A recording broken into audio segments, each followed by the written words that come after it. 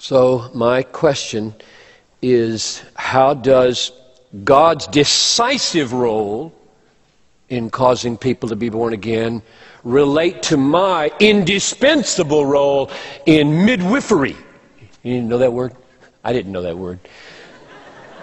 That's what midwives do, and midwives assist births. And what can we do at the birth or to help the birth happen?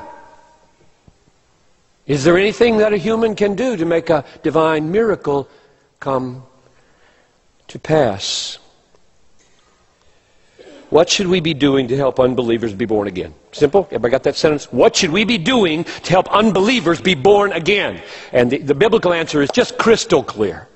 This is not a complicated answer, not theologically mysterious whatsoever. I'll put it in a little sentence, and then we'll unpack a third of it for almost all the time and two-thirds of it for a few minutes of the time, because we've already dealt with the other piece more. The answer: tell people the good news of Christ from a heart of love and a life of service.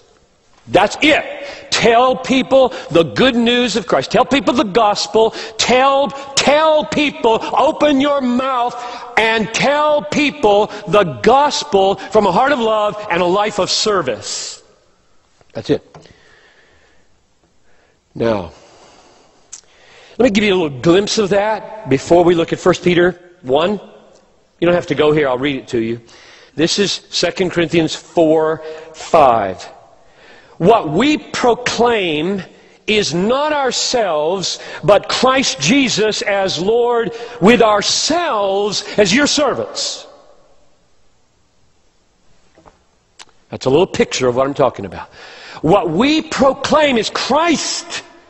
I'm not Lord, He's Lord. Risen from the dead, having died for sinners, He is Lord, and I am your servant. Now, implications, just briefly, of that sentence. Arrogant, self-exalting proclamation of Christ with no sense of brokenness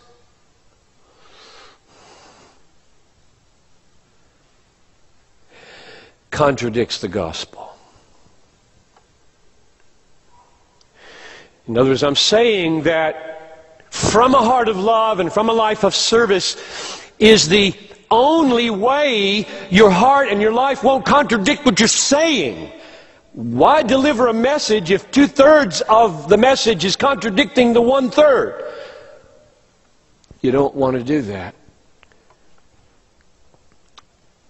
And this is, I think, as serious: a silent servanthood that never speaks the gospel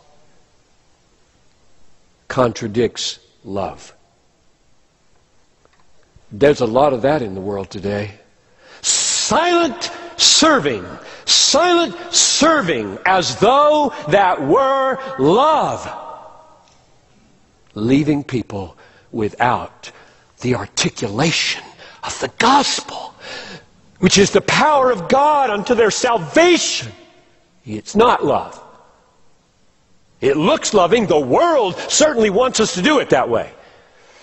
But that's not the biblical way. It's not God's way. It's not Christ's way. We have mouths, and the mouths are to be filled with truth. It is the truth that sets people free. It isn't being treated nicely alone.